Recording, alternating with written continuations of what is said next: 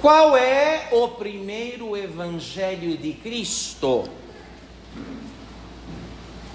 Qual foi o primeiro ensinamento de Jesus? Quem se lembra? O primeiro ensinamento de Jesus foi o jejum. Batizado por João Batista, Jesus se retira para o deserto para lá jejuar por 40 dias e 40 noites.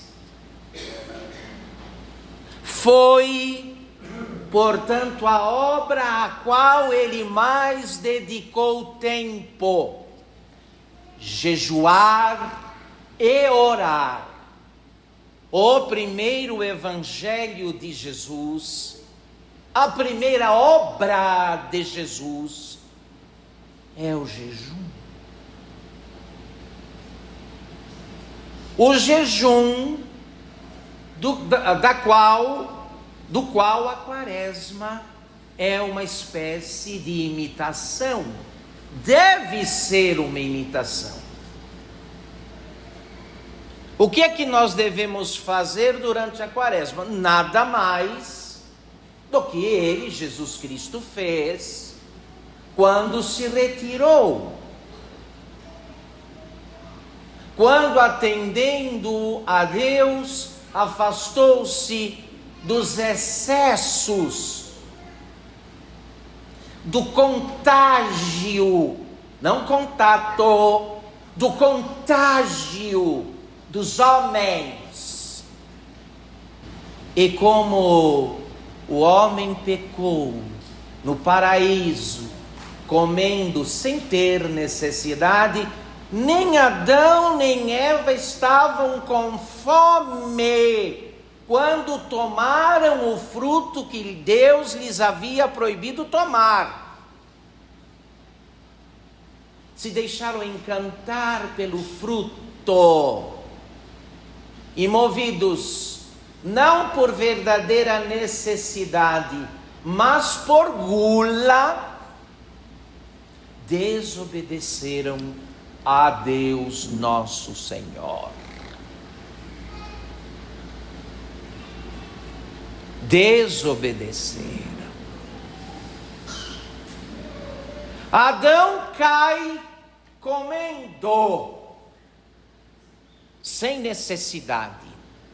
Jesus começa a reerguer o mundo caído em Adão, privando-se até do necessário pelo jejum. O jejum deveria ser a marca registrada dos que se dizem discípulos de Cristo. Essa deveria ser a nossa marca, o jejum, porque isto fez Jesus.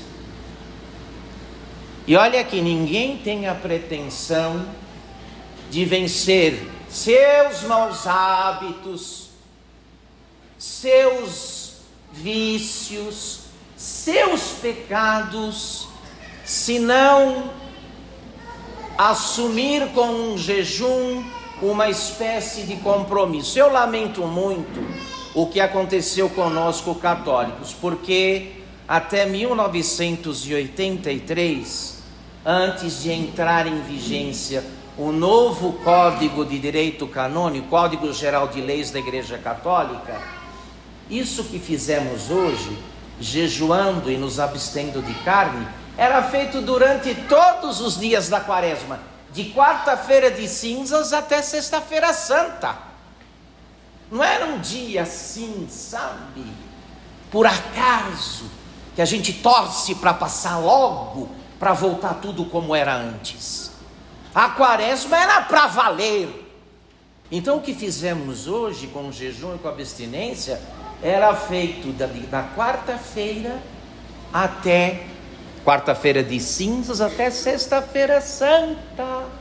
Todos os dias da quaresma eram dias de penitência, de jejum e de abstinência. Agora ficaram reduzidos a 2, a quarta-feira de cinzas E a sexta-feira o quê? E acabou. Só que qual é o nosso problema com relação ao pecado? O pecado mora em nós, ele compõe a nossa natureza. Dizer-se homem ou mulher e dizer-se pecador são praticamente sinônimo, né? Uma coisa da outra. Ser homem e ser pecador é a mesma coisa. Porque o pecado habita na nossa natureza, nos nossos membros. Meus queridos, e habitualmente nós estamos para o pecado como aquela pessoa que vem de uma grande fogueira, joga pneus em cima da fogueira.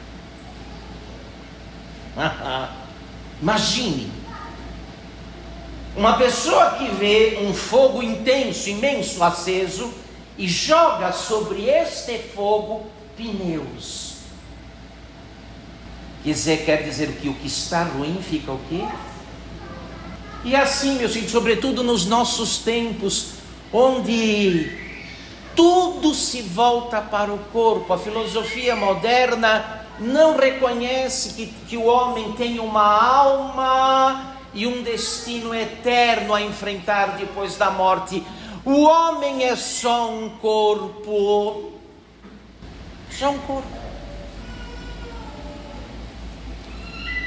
Um corpo ávido, louco por prazeres, conforto, luxo, bem-estar, comida boa, bebida boa.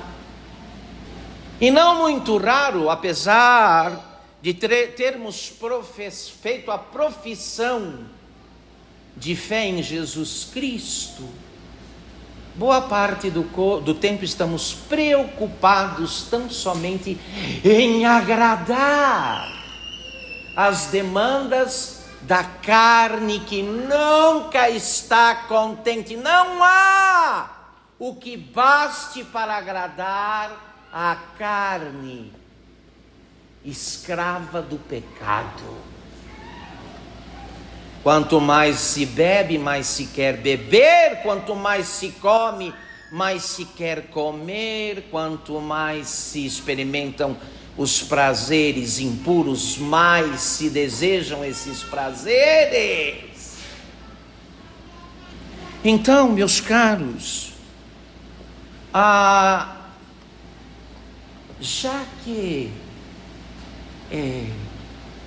o mal, o pecado habita em nós, compõe agora a nossa natureza humana, não se pode pensar no homem sem pensar no mal e no pecado do homem. Nos sobrou este recurso aqui. Qual? Para voltar a Deus e para vencermos esta maldade toda, primeiro recurso, utilizado por Jesus: o jejum e a oração. O jejum e a oração. Porque, segundo uma regra, inclusive já conhecida pelos pagãos, quanto mais se dá ao corpo, mais ele pede. Quanto mais se patrocina uma paixão, mais patrocínio ela quer.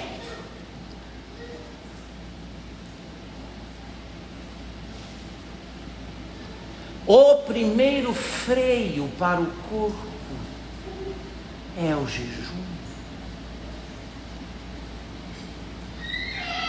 que nós poderíamos sim estender. Eu falo sobretudo para aqueles que estão dispostos a viver a quaresma como ela deve ser vivida e colher dela um fruto de emenda de vida e de conversão.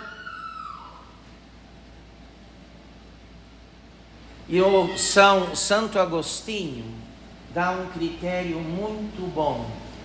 Ele diz, Quem estiver disposto a vencer-se, ou seja, a submeter as paixões à razão, acabar com esses ataques de nervo. Ai, nossa, ele é horrível, ele perde a cabeça, ela perde a cabeça, começa a falar, não para mais, quer brigar, quer sair do braço com todo mundo. Pois é. Quem quiser vencer a sua volúpia, a sua luxúria, que é a sua inclinação miserável para atender a necessidade de prazer sexual, não importa de que forma e de que modo,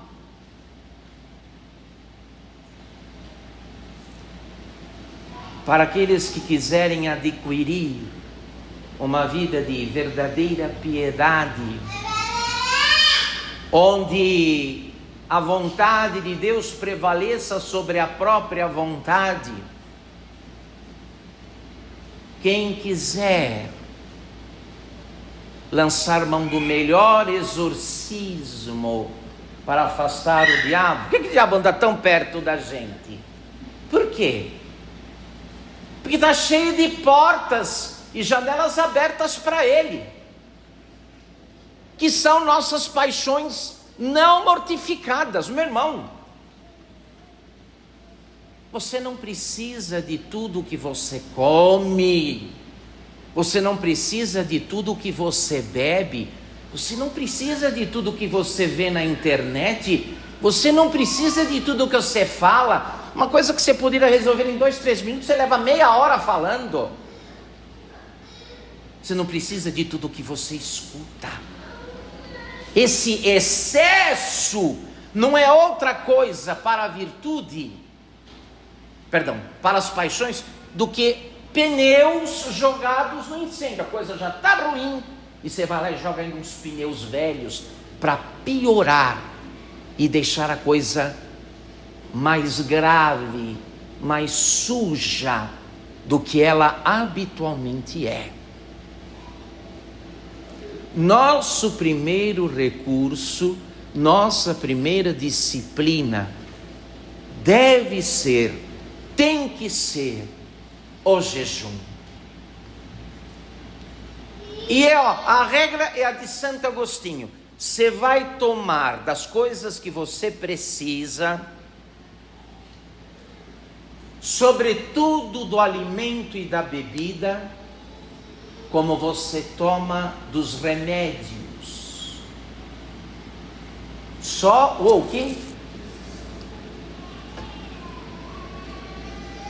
Evidentemente que o remédio é bom, mas uma pessoa vai lá, pega um blister de comprimidos, debulha inteirinho e toma os 10 comprimidos, os 15, vai ter o quê? Problemas. Vai ter problemas, coloca a vida em risco. Todas as coisas que Deus colocou à nossa disposição são boas, mas o excesso, o exagero com que nos relacionamos com estas coisas, tornam-nas más para nós e ocasião próxima de pecado, e muitas vezes de pecado grave. O WhatsApp é uma coisa muito boa, sim ou não? Mas não para você casado ficar paquerando outro homem ou outra mulher. É disso que se trata. A bebida, ela não faz mal para ninguém. Muito pelo contrário, né? No caso do vinho, o vinho bebido adequadamente é medicinal e prolonga a vida. São Bento, na regra beneditina, dizia que os monges podiam tomar todos os dias um copo de vinho. Só. Um copo de vinho. Está lá na regra do grande patriarca do Ocidente, Bento de Núrcia. Você toma 2 litros de vinho, 3, um fardo de cerveja, não dá, meu irmão. Você não vai ser homem de Deus nunca, e a castidade será uma virtude que vai passar longe de você. Comilões e beberrões, podem esquecer. Vós nunca sereis castos, jamais. A pessoa que não olha para o que está no prato e não conta o que vai no copo, não será casta nunca, nunca, nunca.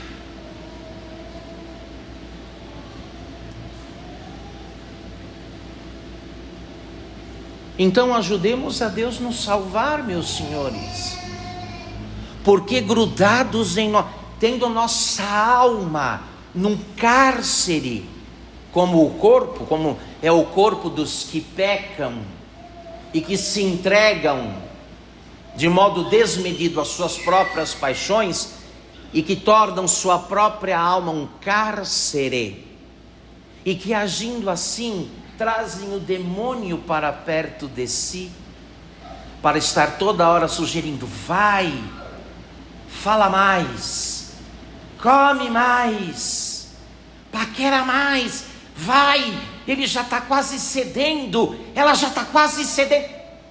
Nunca, meu irmão, você vai estar livre destes males, jamais. Terás Satanás como uma sombra ao teu lado.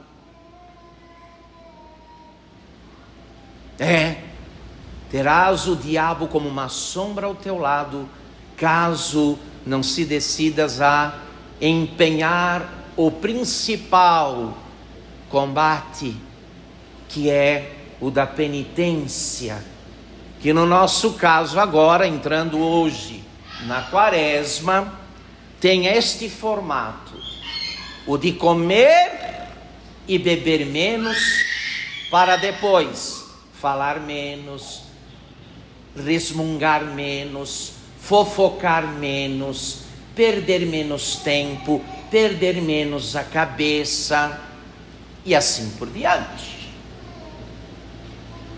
E assim por diante.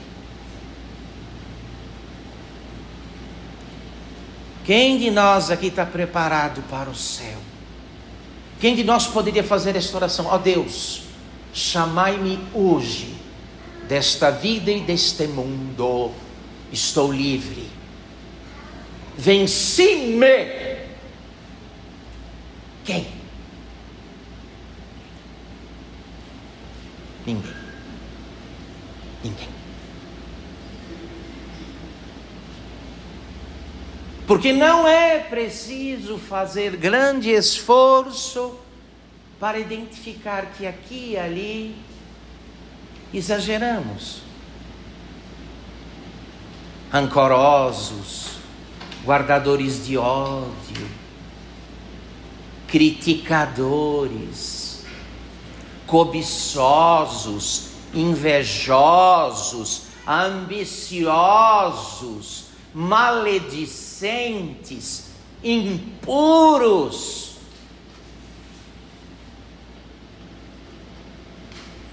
Fizemos de nós mesmos prisões, cadeias, cárceres para as nossas almas.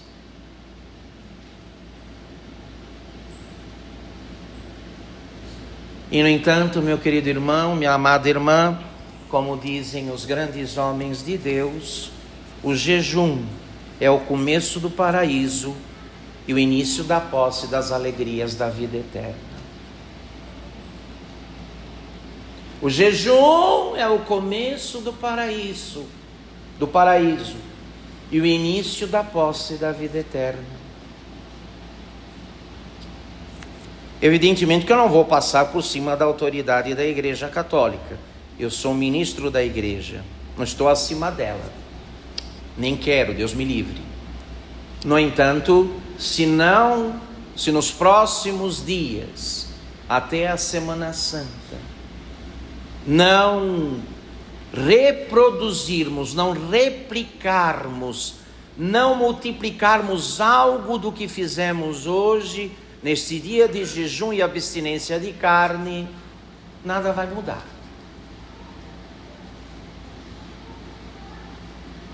Você vai continuar um homem bom para os homens, uma mulher boa para os homens, mas não um homem de Deus e nem uma mulher de Deus.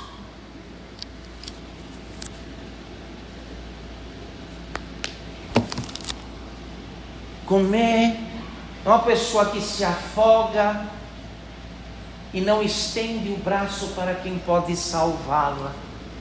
Dá a mão, dá o braço aqui para eu te tirar desse charco, desse afogamento. E a pessoa não estende o braço, não percebe que vai morrer e que precisa fazer a sua parte, estendendo o braço para quem pode salvá-la, e não apenas ficar olhando.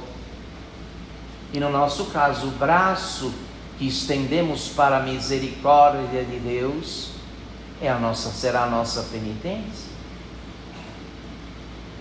Coma menos,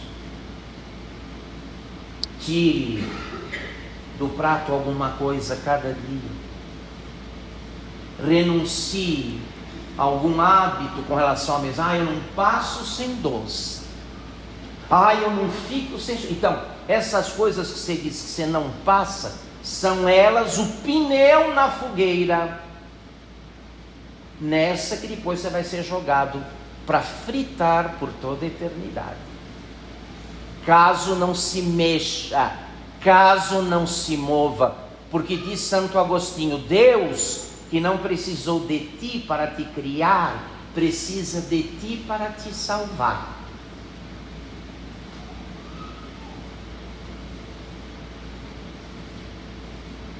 E isso vai acabar com aquela,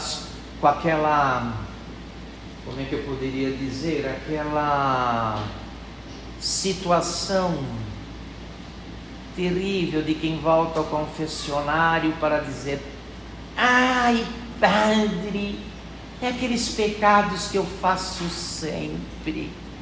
Por que você faz sempre?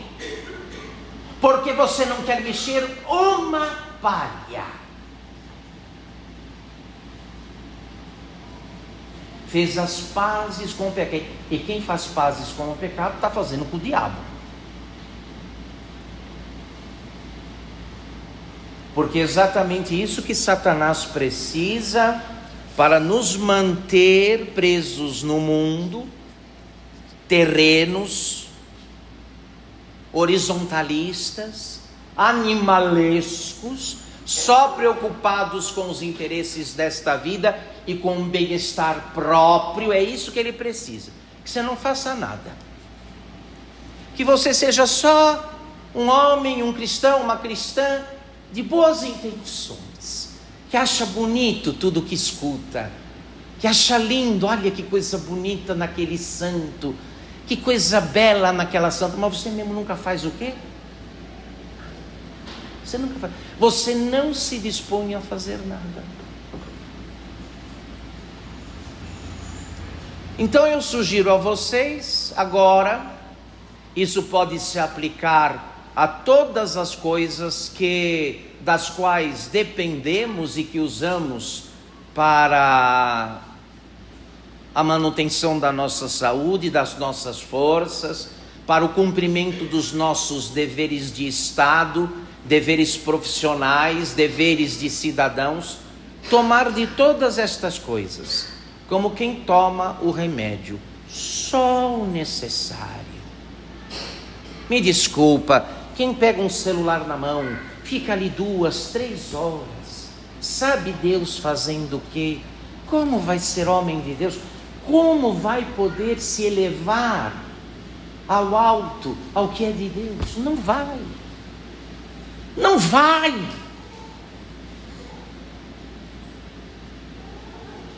Só é justo, meu irmão, só é conforme a vontade de Deus aquilo que pode ser explicado, aquilo que pode ser justificado.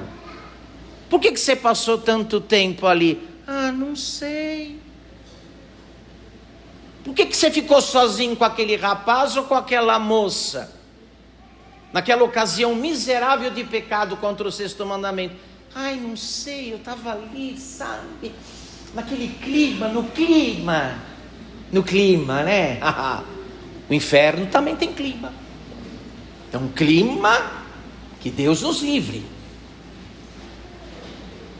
Então começar a raciocinar, não ir pelo instinto e pelo impulso, como fazem os animais irracionais. Não ir pelo gosto, porque o instinto e o gosto prendem o bicho na arapuca. E é com isso que o diabo conta para nos manter presos nas suas arapucas. Que nos guiemos só porque, mas eu gosto, ninguém tem nada com isso. Tem sim. O diabo tem. Ele tem muito com isso.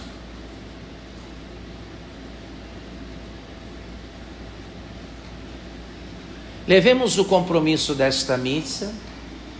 O padre vai agora abençoar as cinzas, impô-las sobre a nossa cabeça, para recordar uma coisa, que esse mundo e as criaturas que estão no mundo, pelas quais você miseravelmente troca a Deus, que é tudo, você troca tudo pelo quê? Nada. Ora, nós não nos aproximamos do dia, todos nós aqui nos aproximamos daquele dia em que o mundo não será mais nada para nós e nós não seremos mais nada para o quê?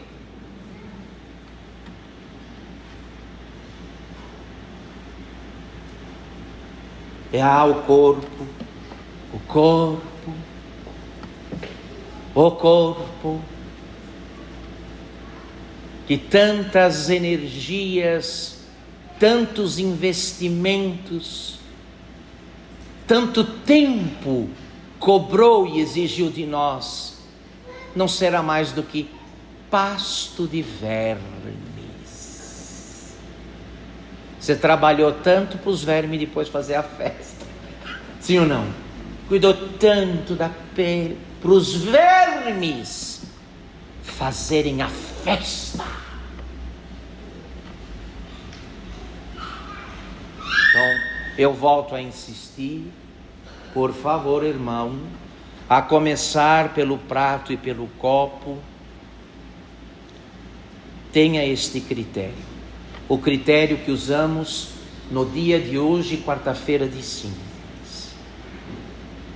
Só coma e beba o necessário.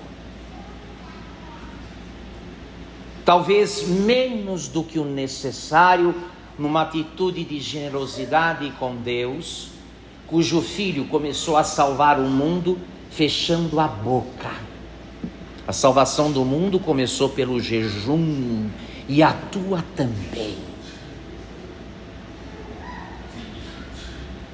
E assim estaremos do lado de Deus, porque não é difícil um médico tratar um paciente teimoso, que insiste que não tem doença, que insiste que não precisa de tratamento. Como o médico vai tratar uma criatura assim? Se os senhores entenderam a catequese de hoje e se estão dispostos a realizar o que está sendo sugerido, então o que vai acontecer? Médico e paciente estarão juntos.